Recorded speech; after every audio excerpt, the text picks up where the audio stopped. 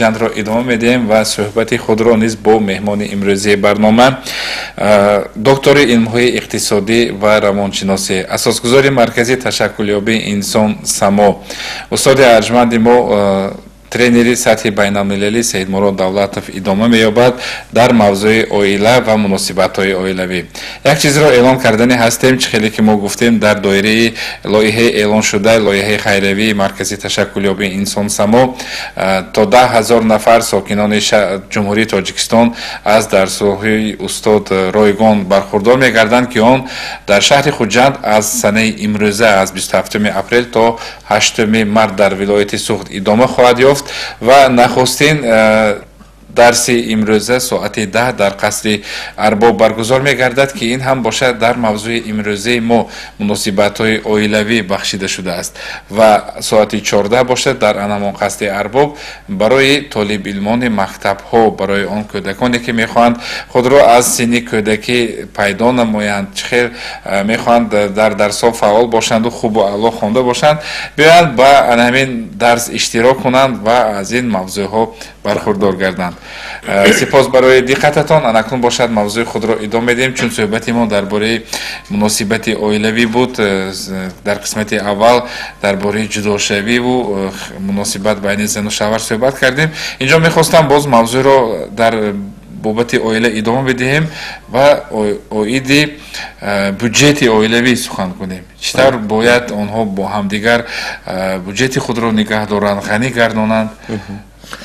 بله، یکی از همین سبب اساسی که دائما عائله‌هایم جنگ و روش میکنن و دلخوشی میکنن و این همین نرسیدن مبلغ نرسیدن مبلغ یا کمبود زندگی بسیار کمبودگی آدم حواس میکند که زندگی نقص کند، زندگی خوشرو کند، میبیند که خویش و تبارش به هست، دیگرها به هست، همه یا رفیقش به هست و میخواد که ماشین نگیرد، میخواد که زندگی نکنه. همین آدم همه وقت حواسمند میکنند.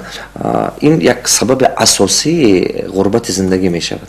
یک سبب اساسی است. باور کنید. وقتی که آدم میگن که ای وای самое главное любовь и так далее. باور کنید همون любовь هم گم میشد. مهرم گم میشه اگر که غمخواری نباشد. مهرم گم میشد اگر که از یکدیگر غمخواری کم شود. برای همون نکن. چیکار کردن در کار؟ همین نگاه کنید. عائله این یک درون عائله یک وایدار این سیستم استرکتور های. چی گفته گپ؟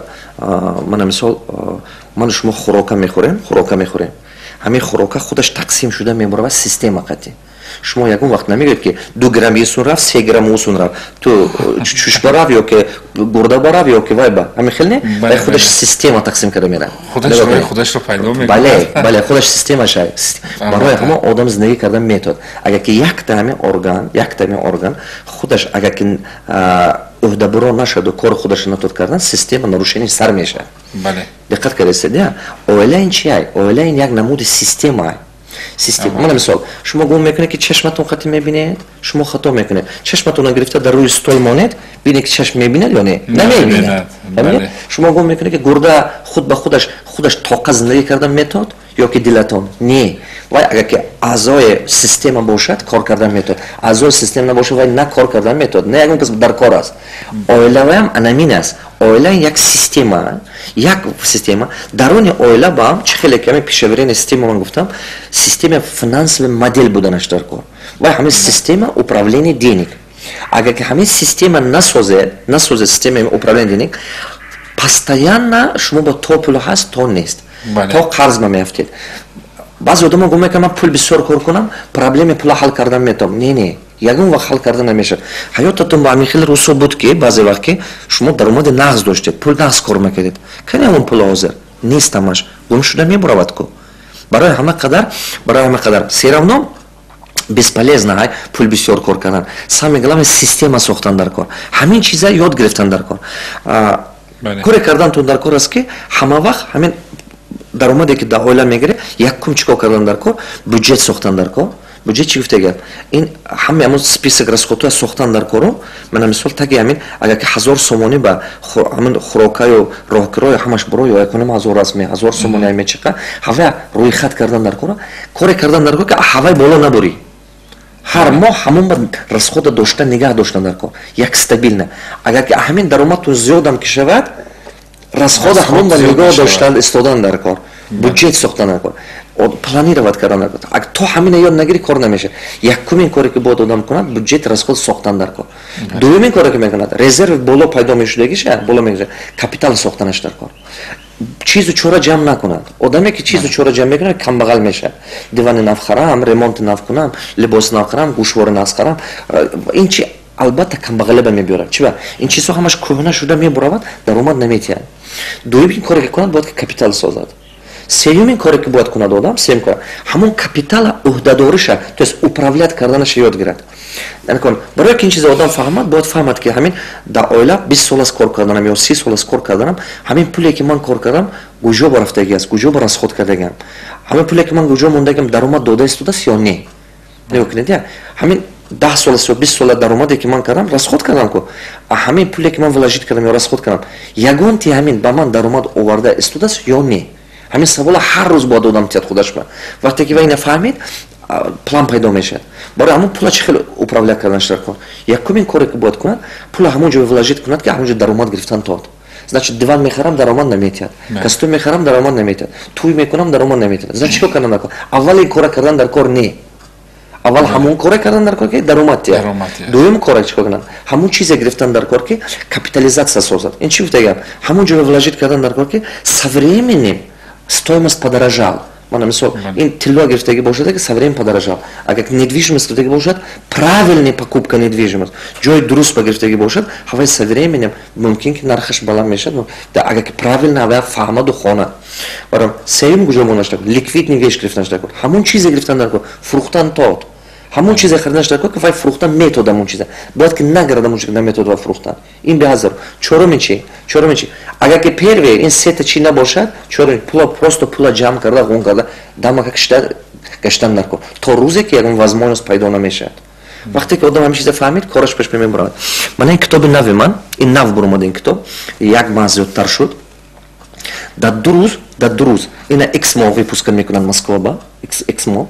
Дар ду рӯз, ман ба телефон карда гуфтам ки зиёда аз 2500 китоб фурӯхта шуданд. Дар ду рӯз. Ман ба телефон карда гуфтам ки X-мо, ки издательство ки Давлатов, мы выпустили ваши книги, за 2 дня было отгружено более 2500 книг.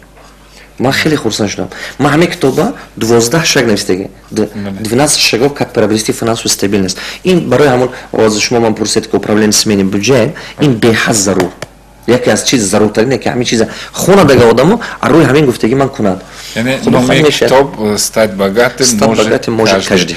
Албатта خریداری کنید، مطالعه نمایید و کوشش کنید که موافق همین گفته‌ها بودجت اولیوی خود و بودجت خود را نگاه دارید، زیرا مقصد ما چنین است بگذار همه در همین ساحه مبلغ داری و مبلغ گذاری رشد نمایند، بای شوند و زندگی خود را خوب براه مانند.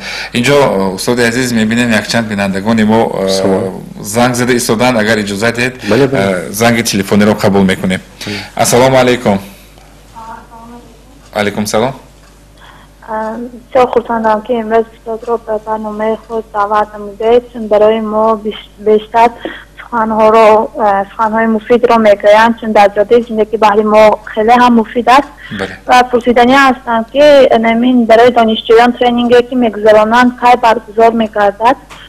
سوال اولین و سوال دیگری من این است که کتاب استاد را از کجا دسترس کردن ممکن است؟ خواهر عزیزم، من در خاطر حاضر راستی گپ نمیدونم کدوم روز کدوم درس میشه. میدونم که امروز در قصر ارباب ما درباره عائله‌داری گپ میزنیم. همون شخصی که پروبلم‌هاش از عائله با میخواد که عائله بهتر بیند، عائله خوشبخت و یکدیگر فهمی سازد. اونجا پسیخولوژی مужчин, психология женщин, как воспитать прекрасных детей и так далее. То есть درباره عائله‌داری من گپ میزنم. از ساعت 2 امروز تا 6 بگویا بفکرم یا تا 5 بگویا تا 5 بگویا من برای طلبگان مکتب درس میدم. اینم قصر ارباب از تمام خوجان مردم جمع میشد، از تمام مکتب‌ها. انا من وای فرزندها یاد میتم چه خیلی اعلی چی بودن، چی با علم آموختن در کار، کدوم چه خیلی خاراکتر تربیت کردن در کار، چه خیلی کردن در کار که самостоятельный بودن در کار، کدوم лидерские качества خود با زیاد کردن در کار، и چه خیلی как выбрать свое будущее, стратегия жизни. من این چیزا یاد میتم امروز کودک‌ها. انا то рӯзи 8 мая ман ҳамин график ҳар рӯз вай исфара бемешад, конибодон бемешад, бо хуҷан бемешад, ана ҷабор расулов бемешад, ҳами авай ман дастсарам нест рости гап. Мо аз пагоҳ да ҳамин телевизион ва эълон мебурад ва барои студентҳои бар ҳамон вайба ҳамон график буромадан мегирад. ҳамон график ба нигоҳ карда шумо метавонед ки фаҳмед ёки телефони корхонаи мо телефон метавонед телефони корхонаи мо мо ба шумо занг мезанем, яъне маъмурияти марказии ташаккулёбии инсон само рақами шуморо мо ба онҳо мерасонем.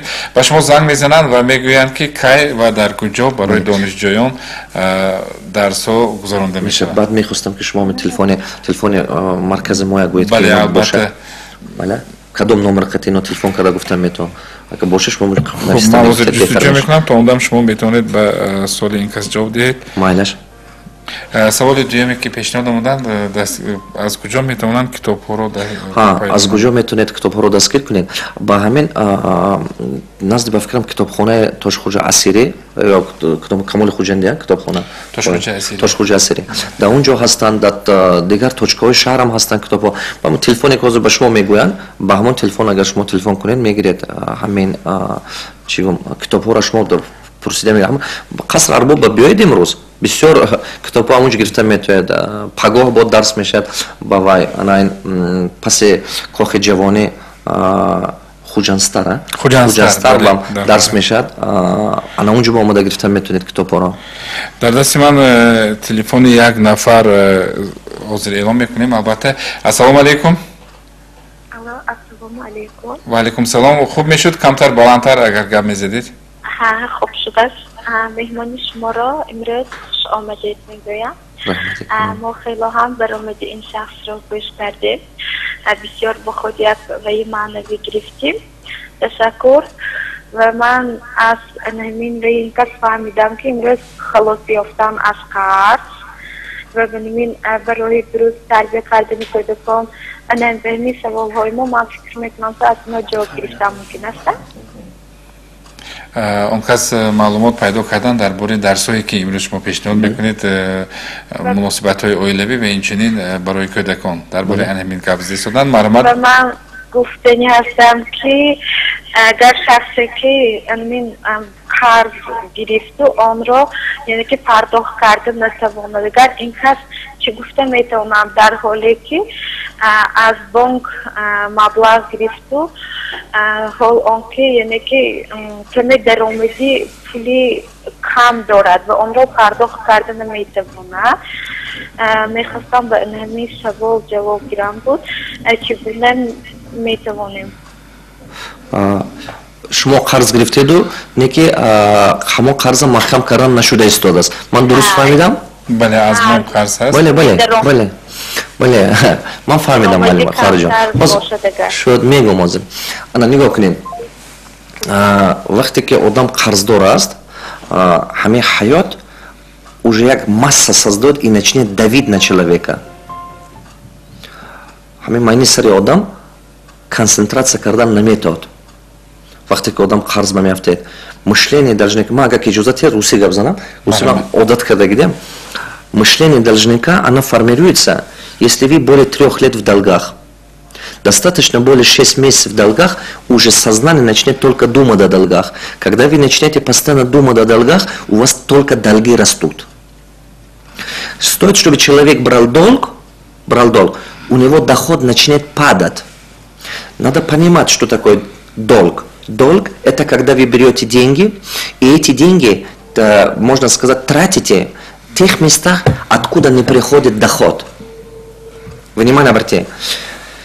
Деньги либо превращаются в долг, либо превращаются в работника. В зависимости от того, какого у вас знание, какой у вас уровень финансового интеллекта. Если вы берете деньги и тратите их на приобретение вещей и так далее, деньги превращаются в долг. Но если вы деньги берете, заставляете работать на себя, она превращается в работника. Но когда брать, это надо понимать, это отдельная история. Но если человек сейчас брал, но не могут вернуть, сейчас скажу, что надо делать. Первое, что вы должны делать, поработать над собой, чтобы свое сознание изменить. Потому что если даже вы сейчас откуда-то возьмете эти деньги, отвезете в банк, закройте, но это не показатель, что вы избавились от долгов. Это означает, что у вас появятся новые долги. Потом она продолжается, вот так, систематично она продолжаться будет. Как снежный ком накатиться будет, больше становится. Потому что мышление должника формирует эти вещи. Поэтому что надо делать в первую очередь? Найдите мою книгу «Долги тают на глазах». Начните с этого. Сначала сознание помогайте. Помогайте свое сознание. Поработайте с этим. Хорошо? И вторая важная вещь. Идите в банк, ведите переговор и делайте рефинансирование. Понятие рефинансирования, это означает, что они срок удлиняют, но ежемесячная оплата снижает. И когда у вас вы начнете платить меньше, когда вы начнете платить меньше, на вас нагрузка и давление станет меньше. И как вы поработаете с моим книгам, ваша задача, это ваш второй шаг, рефинансирование. Третий ваш шаг, фокус на увеличение дохода. Там есть целая система. Поработайте по этой системе, которая рекомендуется в книге. Концентрируйтесь на доход. Когда вы начнете фокусироваться на доход и начнете работать над этим, максимально поработайте над того, чтобы утраивать свой доход. И вспомните, ежемесячная оплата была меньше по сравнению раньше. И когда доход растет, и досрочно начните погашать. Это что означает? Это означает, что вы превращаете долги в мотивацию. Два проблемы. Либо долг станет для вас как проблемой, давит на вас, либо вы его начнете досрочно погашать, и она станет для вас мотивацией. Я многим людям этого обучал, и у многих это получилось, и у вас получится. Я сам так закрыл. Если вы хоть разу брали кредит и досрочно его погасили, наверное, вы поймете, что это такое. Когда досрочно погашаешь кредит, у тебя появляется вид долги, превращаете в мотивацию. То есть у вас уверенность растет, настроение растет, потому что вы быстрее избавляетесь от него. Поняли меня, да?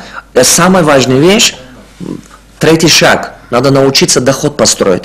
Если вы не можете построить доход, тогда учитесь, как это делать. Это очень важно. Но рекомендую. Книга «Долги тают в глазах», «Стратегия мышления богатых и бедных», «Я и деньги». Вы должны эти 3 книги немедленно усваивать. Иначе долги будут еще 2-3 года больше. بسیار خوب تشکر زیاد. اینجا باز یک زنگ تلفنی رو قبول میکنیم زیرا فرصت خیلی کم مونده است. السلام علیکم. السلام علیکم. و علیکم سلام. رحمتی کلامی برنامه‌تان سلام. رحمتمی سید رو دعوت است. ما یک سوالم هست. مرحبا. ما همین خانم میشنم. لیکن شوهرم آدم نرمالی پول میشه. فقط نوشیما انجام گیرم بچه هم با انجام گیرم. تصمیه که فقط همین یا من همه خیلی کشم فقط همین نابرام که فقط انجام گیری پولم زندگی نمیکنم لیکن دستم بود پول میفراد میره. بسیار خوشبختان هستم که خواهر عزیزم هر باری که شما با پول میتین شوهرتان اول از همین پول از 10 تا 20% جدا کرده مونید. از 10 تا 20% بعد پول موندگیش رصد کنید. چیگم شما اول حاضر انجام خرید استودیو گمان میکنید که اگر ماند دستم پول غون میکنم برای همه شما به این کار نشده استودیو. То есть сначала не надо купить вещи, сначала откладывайте деньги, а потом купите вещи. То есть оставшую сумму ориентируйтесь купить. Барай Амон, вначале, когда у вас появится точное понимание этой вещи, из 10 до 20% откладывайте в сторону, как будто вы это не ваши деньги. Я рекомендую открывать счет в банке, положить туда. Почему? Невозможно. Потому что далеко. Чем дальше, тем дольше сохранится. Фамилия? А хамин саркунет. Начните с этого. Хозер мумкин шумо назартон метобад ки ин иқадар маслати калун неку ина худам медунистам. Шумо аввал рафта ина кунед бад мефаҳмед. Аввал рафта кардан гиред бад мефаҳмед. Яъне миқдори пул дар даст кам мегардад ва аз ҳамон миқдор зиёд сарф карда наметавонад. Смотрите, богатый станет не тот, кто много зарабатывает. Богатый станет тот, кто может сохранить. Пока не начнешь сохранить, капитал не появится. Начнете с этого, потом дальше двигаться ваши дела. Бибинем фурсат дорим, то ки боз як зангро қабул бикунем, қабул кардем. Ассалому алейкум. Алло, ассалому алейкум. Ва алейкум салом. Рахмат барномаи шумо бикем мо занҳо гӯш кардем, бисёр ба худ як маслиҳатҳо гирифтем. Ва саволи ман чунин аст ки ман хондагӣ ҳастам, маълумоти олидор ҳастам, вале шавҳарам нохонда. معلومات عالی ندارن. بین ما یک دیگر فهمی نیست. وقتی که از خواهرم گفتن شوهرم پول میچم برای لباس، از ولی من عموما نمیگم. میشد بعد میگم هیچ نمیگم. و بین ما عموما یک دیگر فهمی نیست. خانواده شین کار نمیری انه میشه. من مجبور میشم کار روم، مثل کار کنم، خواندگی هستم، 5 سال خوندم، تنق زیق میشم. در این کس عموما اجازت نمیدیم. من از حیران که خیلی 2 فرزند دارم، تربیه کنیم، آینده مثل همراه بودجت عائلوی تشکیل کنیم. مثل وهای من بسیار زیاد حیات به، لیکن شوهرم دستگیری نمیکنم. برای من چی مسئولیت میدی؟ بله خیلی سوال خوب. این پرابلم یک تا شما طاقه نه با فکرم بسیار خلق تاجیک ما با این پرابلم پیدا شدگی. نگاه کنید. یکمین کاری که شما باید کنید این همون متدی که شما گپ میزنید شوهرتون قطعی همون متدی که دیگه کردنتون در کار. این چی گفته گپ؟ تو است نگاه کنید. من عادی کرده یک تا پریچ میگم. یک وقت یک تا بچه نزد ماستر میاد میگه که ماستر من با یاردم کنه که همین سگ من و سگ من بازیگر باشد، همین سگ من پهلوان باشد که برات و سگ جنگ میکنن کو. ماستر میگه که همین سگتا ریب نیجر کرمید کن، تو روغن ماهی تی و بقوت میشه. و بچه هر روز میاد همین سگ میگیرد، یعنی کلای سر دپای پوش میموند و پوچکش قطعی زیر میکنه که همین سگ دهنش کشوید و دهنش کشود همون روغن ریختم میگیرد. هر روز همین کارو میکنه. سگ بیچاره عذاب میکشد. هر باره که میخواد قفس سگ ریختم میگیرد. خیلی 10 روز همین کارو میکند. یک روز عین همین روغن دادم با همین روغن ماهی میافتاد بوتولکا دست همین آدم روغن و به میریزد полба. و سگ اومده خودش لقص کرده سودوودствие و روغن خوردن میگیره. بعد این میفهمد که سگ پروتیو روغن نبوده است، پروتیو متدیک بوده است. این چی گفته گپم؟ همین یگان مرد یگان وقت پروتیو یا یگان زن پروتیو محبت نیست. یگان کس پروتیو خوشبختی نیست. نه که همون متدی که ما ویبران میکنیم انا هوای با گپای.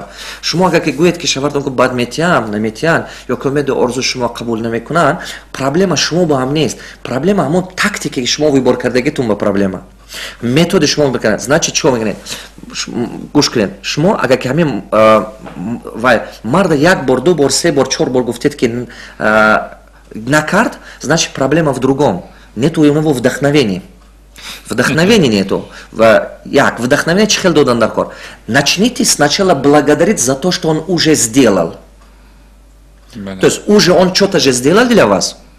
Не может быть, что он ничего не делает. Начните благодарить. А потом, язык общения мужчин это какой? Мужчинами нельзя разговаривать аргументами, фактами. Я даю вам слово, что ваша тактика такой. Вы так разговариваете, фактами с ним, аргументы приводите, доказываете ему. А это давит на его мужское самолюбие. Поэтому он не делает то, что вы говорите. Подсознательно он вас наказывает. Он говорит, ладно, гуфтам мегридя, я дам миши. То есть он так наказывает вас. Поэтому вам надо понимать язык общения мужчин. Это какой язык общения мужчин?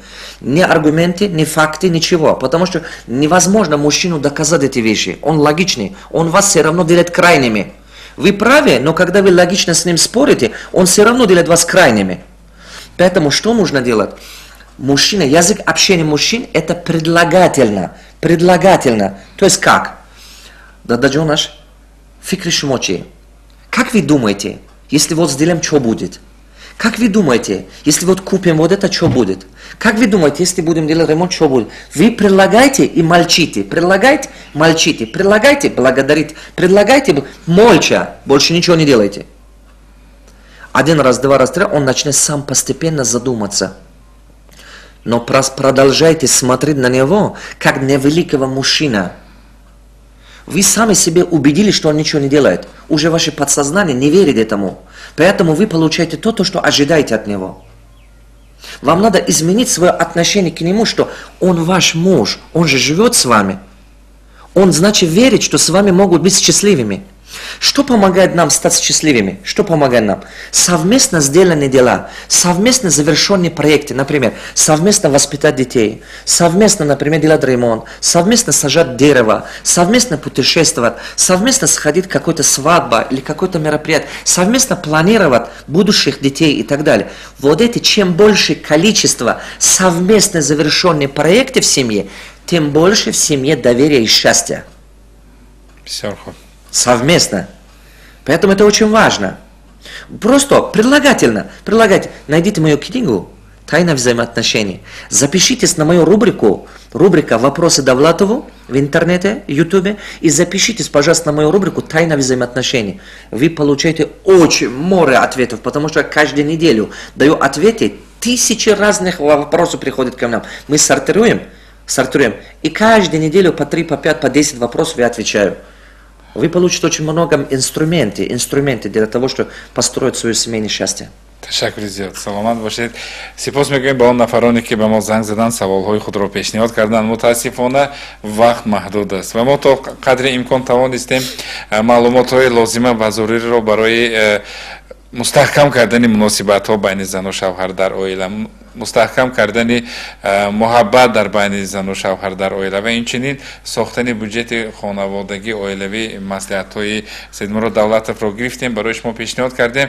ва он нафароне ки мисли хоҳар муаммо доранд дар зиндагӣ, метавонанд имрӯз соати 10 ба қасри арбоб ҳозир шаванд, дар семинар иштирок кунанд ки он маҳз ба анҳамин мавзӯъ бахшида шудааст, мавзӯи оилавӣ ва муносибат дар оила аст. кӯдакони худро мехоҳед аълочӣ бошанд ва худро дар айёми кӯдакӣ пайдо кунанд. соати 14 ба қасри арбоб равона созед, гирифта биёред, то ки аз дарсҳо бархурдор гарданд. аз 11 сола боло. аз 11 сола боло, бале. ва як занги телефонӣ намояндаи маркази саморо ба шумо мерасонам ки ин ҳам бошад 771 95 00 аст. занг занед ва дар бораи рӯзҳои дигаре ки ба мавзӯъҳои гуногун семинарҳо бахшида шудааст маълумот пайдо кунед ва албатта дар анамин лоиҳаи ҷадиде ки хайриявӣ аст иштирок намоед.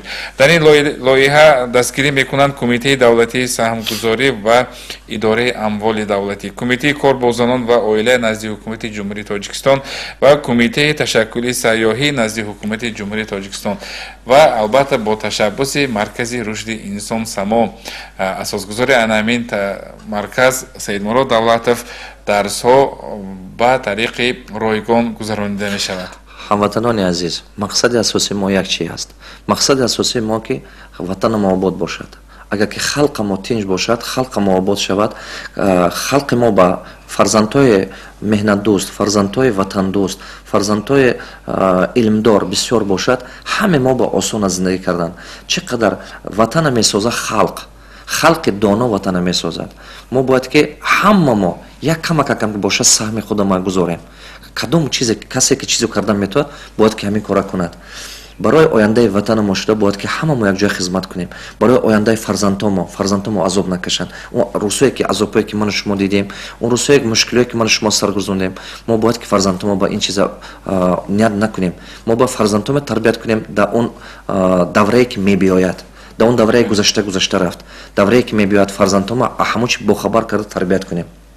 мо интизори шумо, дар хизмати шумо. ва боз як эълони дигар, рӯзи дигар санаи 28 апрел дар барномаи Салом Хуҷанд боз як вохӯрии навбатӣ бо Саидмурод Давлатов гузаронида мешавад ки ин ҳам бошад дар мавзӯи қарз ба чӣ тавр аз анҳамин қарз холӣ шудан. бо мо бошед ва барномаҳои моро пайгирӣ кунед.